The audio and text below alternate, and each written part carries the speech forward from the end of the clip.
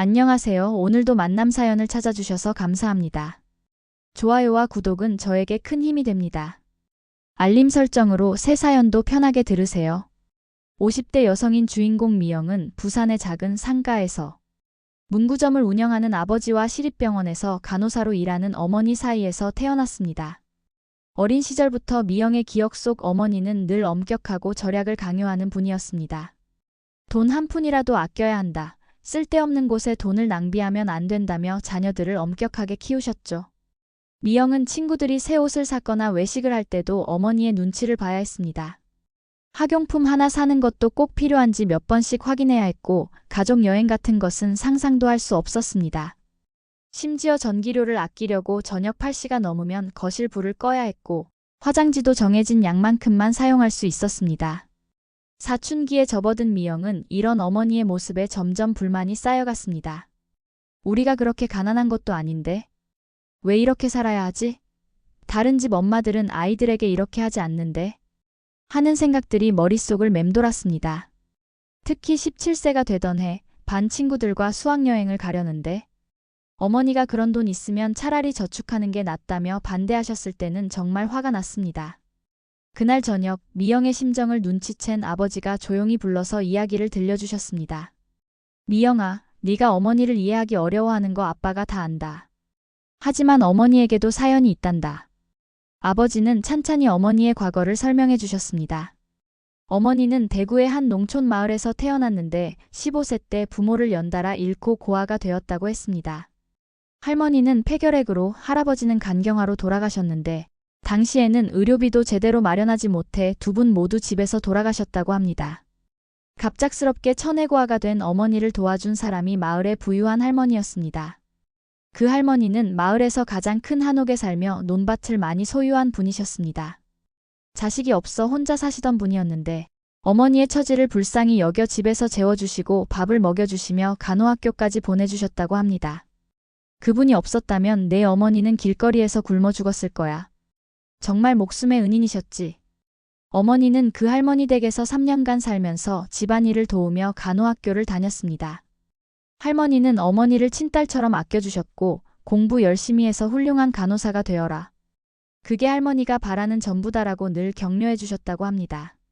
어머니는 그 말씀에 보답하기 위해 누구보다 열심히 공부했고 간호사 시험에서 우수한 성적으로 합격할 수 있었습니다.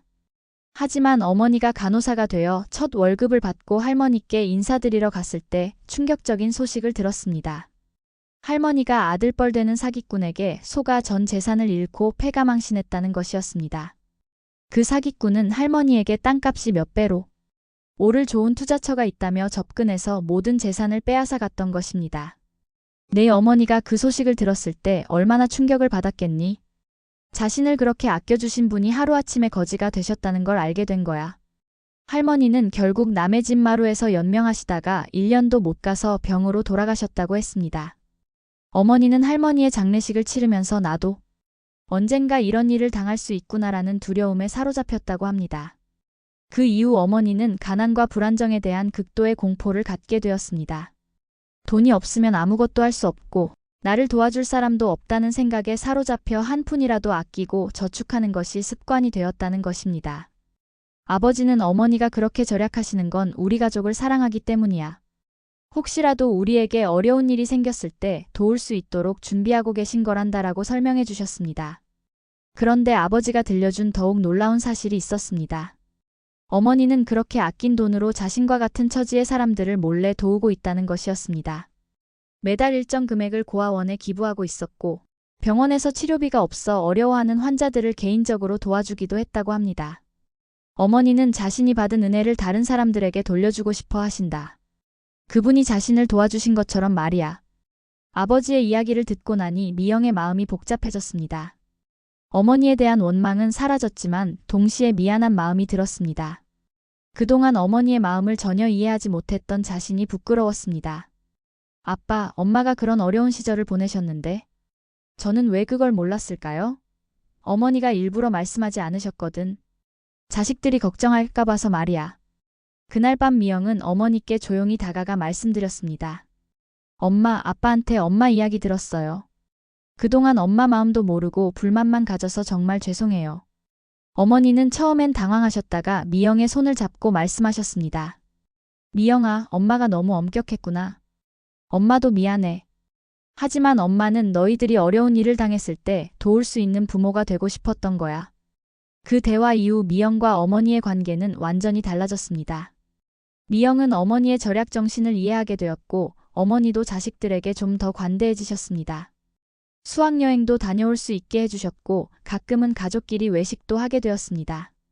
하지만 여전히 기본적인 절약 정신은 유지하시면서 절약한 돈으로 어려운 사람들을 도우는 것이 우리 가족의 전통이 되었습니다. 미영은 대학에서 사회복지학을 전공했고 졸업 후 사회복지사로 일하기 시작했습니다. 어머니의 영향을 받아 자연스럽게 어려운 사람들을 돕는 일을 선택한 것이었습니다. 35세에 중학교에서 체육을 가르치는 선생님과 결혼했는데 그때 아버지는 이미 돌아가신 후였습니다. 어머니는 신혼부부끼리 살아야지 늙은 엄마가 무슨 필요가 있겠니라며 함께 살자는 제안을 완강히 거절하셨습니다. 하지만 미영 부부는 어머니가 걱정되어 어머니 댁에서 도보로 10분 거리에 신혼집을 마련했습니다. 그리고 거의 매일 어머니를 찾아뵙고 결혼 2년 후 태어난 아들 준호와 함께 어머니와 행복한 시간을 보냈습니다. 어머니는 손자 준호를 무척 아껴주셨고 미영이 직장에 다닐 때면 기꺼이 준호를 돌봐주셨습니다. 우리 준호는 할머니가 키우는 거나 마찬가지네라고 할 정도로 할머니와 손자는 각별한 사이가 되었습니다. 그렇게 평온하고 행복한 일상이 계속되는 줄만 알았는데 미영이 44세 되던 해에 인생을 완전히 바꿔놓을 사건이 일어났습니다. 44세 되던 해 가을, 미영에게는 잊을 수 없는 하루가 찾아왔습니다. 고등학교 동창 중 한 명이 늦은 결혼을 하게 되어 대전에서 결혼식이 열렸는데 미영은 기차를 타고 다녀오기로 했습니다. 결혼식은 무사히 끝났고 저녁 늦게 서울역 고속터미널에 도착했습니다. 남편 성민이 차로 마중 나와 있어서 함께 집으로 향하던 중이었습니다. 집에 도착해서 외투를 벗으려는데 뭔가 이상했습니다. 내 지갑 어디 갔지? 분명히 결혼식장에서 축의금을 낼 때까지만 해도 있었는데 지갑이 보이지 않았습니다. 외투 주머니, 핸드백, 차 안까지 샅샅이 뒤져봤지만 지갑은 나타나지 않았습니다. 지갑 안에는 현금뿐만 아니라 신용카드, 운전면허증, 그리고 무엇보다 소중한 가족 사진들이 들어있었습니다. 여보, 지금 터미널에 가서 찾아보자. 누가 습득물센터에 가져다 줬을 수도 있잖아. 남편 성민이 말했지만 미영은 초조했습니다. 특히 그 지갑은 어머니가 미영의 40번째 생일에 선물로 사준 것이라 더욱 소중했습니다. 엄마가 사주신 건데 잃어버리면 어떡해? 나 다시 터미널에 가볼래? 터미널에 전화를 걸어봤지만 그런 지갑이 신고되지 않았다는 답변만 돌아왔습니다. 결국 미영은 다시 옷을 챙겨 입고 터미널로 향했습니다. 남편도 함께 가려고 했지만 아들 준호가 감기 기운이 있어서 집에 남아있기로 했습니다. 밤 10시가 넘은 터미널은 낮과는 사뭇 다른 분위기였습니다. 대부분의 상점들이 문을 닫았고 몇몇 사람들만 늦은 차를 기다리고 있었습니다. 미영은 플래시라이트를 켜고 자신이 앉았던 대기석 주변을 구석구석 뒤지기 시작했습니다. 벤치 및 휴지통 근처, 화장실까지 꼼꼼히 살펴봤지만 지갑은 보이지 않았습니다. 그런데 그때 터미널 한쪽 구석에서 마른 할머니 한 분이 뭔가를 들고 주위를 두리번거리고 계시는 모습이 보였습니다. 가까이 가서 보니 그분이 들고 계신 것이 바로 자신의 지갑이었습니다. 미영의 심장이 빨리 뛰기 시작했습니다. 저 할머니 혹시 그 지갑이 제 것인지 확인해 볼 수 있을까요? 제가 아까 여기서 지갑을 잃어버렸거든요. 할머니는 60대 중반 정도로 보였지만 몸이 많이 마르셨고 낡은 옷을 입고 계셨습니다. 아, 이 지갑 주인분이세요? 정말 다행이네요. 제가 여기서 주인분을 찾으려고 얼마나 오래 기다렸는지 모릅니다. 할머니는 안도의 표정을 지으며 지갑을 미영에게 건네주었습니다. 미영은 지갑을 열어 신분증을 확인한 후 자신의 것이 맞다고 말했습니다. 정말 감사합니다, 할머니. 그냥 터미널 안내소에 맡기셔도 됐을 텐데 이렇게 직접 기다려주시다니. 그런데 미영의 감사 인사에 할머니는 갑자기 고개를 깊이 숙이더니 눈물을 글썽이며 예상치 못한 말을 하기 시작했습니다. 정말 죄송합니다, 아가씨. 사실은 우리 6살 손녀가 사흘째 제대로 먹지 못해서 너무 배가 고프다고 울고 있었거든요. 제가 그만 지갑에서 3,000원을 빼서 편의점에서 우유하고 빵을 사줬습니다. 정말 죄송합니다. 할머니의 손에는 정말로 우유팩 하나와 작은 빵 2개가 들려 있었습니다. 미영은 순간 할 말을 잃었습니다. 할머니는 계속해서 고개를 숙인 채 말씀을 이어갔습니다. 저는 폐지를 주워서 하루하루 살고 있는데 이번 주에 감기에 걸려서 며칠일을 나가지 못했어요. 그러다 보니 손녀가 정말 어쩔 수 없어서 그랬습니다. 연락처 주시면 그 돈은 반드시 갚겠습니다. 할머니의 사연을 들으니 미영의 마음이 복잡해졌습니다. 사흘째 굶고 있는 6살 아이를 위해 어쩔 수 없이 남의 돈을 쓴 할머니의 마음이 어떠했을까 싶었습니다. 할머니 괜찮습니다. 3,000원은 걱정하지 마세요. 오히려 제 지갑을 이렇게 소중히 지켜주셔서 감사해요. 하지만 할머니는 계속 미안하다며 고개를 들지 않으셨습니다. 미영은 지갑에서 5만 원을 꺼내 할머니께 건넸습니다. 할머니, 이건 제 지갑을 찾아주신 사례금이에요. 그리고 손녀분이 배고프다니 이걸로 좀 더 든든한 음식을 사주세요. 아니에요. 이건 너무 많아요. 받을 수 없습니다. 할머니는 황급히 손을 흔들며 사양하셨습니다. 그런데 미영의 마음속에는 계속 의문이 들었습니다. 사흘째 굶고 있다는 게 정말일까? 혹시 집에 쌀이나 다른 음식은 있는 걸까? 할머니와 작별한 후 집으로 돌아가는 길에 미영은 계속 그 할머니와 손녀 생각이 머리에서 떠나지 않았습니다. 6살 아이가 사흘째 제대로 먹지 못하고 있다는 상황이 마음에 걸렸습니다. 집에 도착해서 남편에게 오늘 있었던 일을 이야기했습니다. 여보, 할머니 말씀을 들어보니까 정말 어려운 상황인 것 같아. 6살짜리가 사흘째 굶고 있다는데 그냥 넘어갈 수가 없겠어. 남편 성민도 미영의 마음을 이해한다며 그럼 내일 할머니를 다시 찾아가 보자고 제안했습니다. 다음 날 아침 미영은 쌀 10kg과 라면, 통조림 등 기본적인 식료품들을 사서 터미널로 향했습니다. 다행히 할머니는 어제와 같은 자리에서 폐지를 줍고 계셨습니다. 할머니, 어제 그 아가씨예요. 기억하세요? 할머니는 미영을 알아보시고는 깜짝 놀라셨습니다. 아, 어제 그 아가씨. 왜 또 오셨어요? 미영은 가져온 식료품을 보여드리며 말했습니다. 할머니, 어제 말씀하신 손녀분 때문에 마음이 계속 쓰여서요. 이거 좀 받아주세요. 그리고 혹시 괜찮으시다면 할머니 댁에 가서 직접 전해드리고 싶은데요. 할머니는 처음에는 사양하셨지만 미영이 손녀분이 걱정되어서 밤새 잠을 못 잤어요 라고 하자 마음을 돌리셨습니다. 그렇다면 정말 감사합니다. 우리 집까지 와주시겠다고요? 할머니 댁은 터미널에서 버스로 30분 정도 떨어진 달동네에 있었습니다. 비탈길을 한참 올라가니 낡은 다세대 주택들이 다닥다닥 붙어있는 동네가 나왔습니다. 할머니의 집은 그 중에서도 가장 아래쪽 반지하에 있었습니다. 집 문을 열고 들어가는 순간 미영은 충격을 받았습니다. 방 하나짜리 좁은 공간에 창문도 제대로 없어서 낮인데도 어둑했고 벽과 천장에는 곰팡이가 피어 있었습니다. 그리고 그 좁은 방 한쪽에는 정말로 뼈만 남은 것처럼 마른 6살 여자아이가 앉아 있었습니다. 서연아, 아가씨가 우리한테 좋은 것들 사다 주셨단다. 할머니가 말씀하시자 서연이라는 아이가 고개를 들었습니다. 아이의 눈은 크고 맑았지만 너무 말라서 눈이 움푹 들어가 보였습니다. 안녕하세요, 아줌마. 아이가 가늘게 인사를 했습니다. 방 한쪽 구석에는 40대 중반으로 보이는 여성이 이불을 덮고 누워 있었습니다. 할머니가 설명해 주시기를 그분이 서연이의 어머니이자 자신의 막내딸인데 파킨슨병을 앓고 있다고 했습니다. 병이 점점 심해져서 이제는 거의 혼자서는 움직이지도 못해요. 손도 계속 떨리고 말하는 것도 힘들어하고. 할머니는 눈물을 글썽이며 자신들의 사연을 털어놓기 시작했습니다. 서연이 아버지는 아내가 병에 걸리자 이혼을 요구했고 양육권도 포기하며 다른 여자와 함께 사라져버렸다고 했습니다. 할머니는 아픈 딸과 어린 손녀를 돌보기 위해 살던 집을 팔았지만 치료비와 생활비로 금세 바닥이 났다고 했습니다. 큰딸도 20대에 교통사고로 먼저 보내고 남편도 10년 전에 암으로 세상을 떠났어요. 이제 남은 건 아픈 막내딸과 어린 손녀뿐인데 할머니의 이야기를 들으며 미영의 눈가가 뜨거워졌습니다.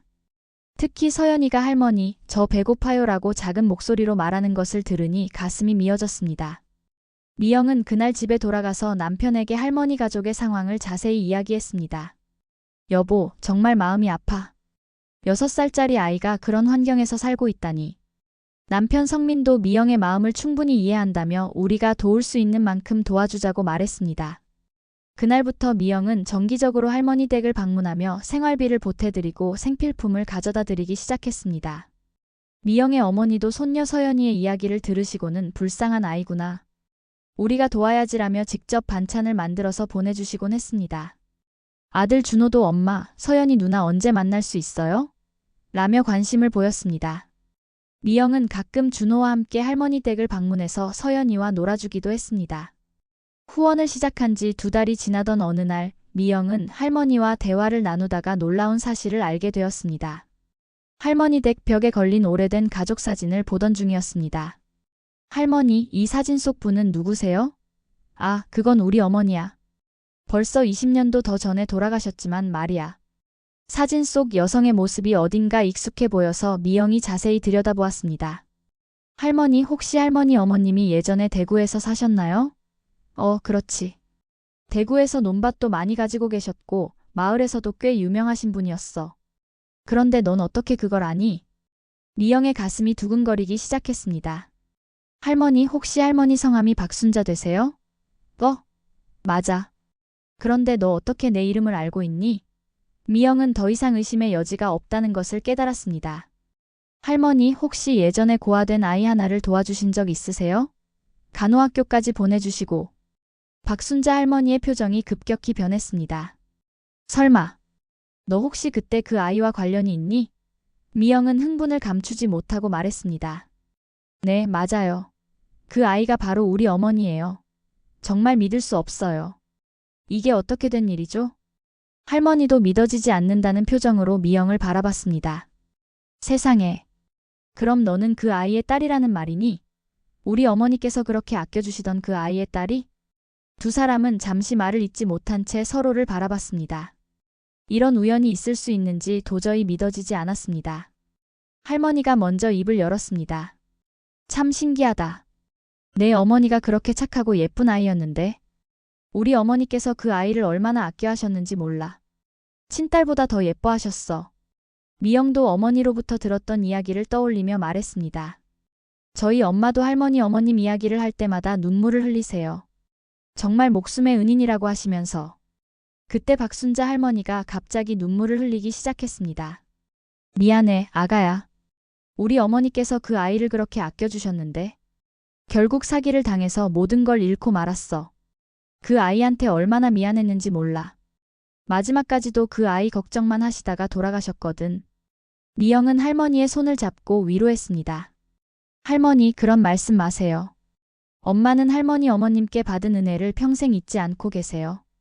그리고 그 은혜를 다른 사람들에게 베풀며 살고 계시거든요. 할머니는 눈물을 닦으며 물었습니다. 그 아이가 지금은 어떻게 살고 있니? 건강하게 잘 지내고 있어? 미영은 어머니의 근황을 자세히 설명해 드렸습니다. 간호사로 성공적인 삶을 살고 계시고 지금은 은퇴하셨지만 여전히 건강하시다고 했습니다. 그리고 무엇보다 어머니께서 할머니의 어머님께 받은 은혜를 잊지 않고 어려운 사람들을 도우며 살고 계신다고 말씀드렸습니다. 할머니, 우리 엄마가 이 이야기를 들으시면 얼마나 놀라실까요? 제가 오늘 집에 가서 바로 말씀드릴게요. 미영이 말하자 할머니도 정말 그랬으면 좋겠어.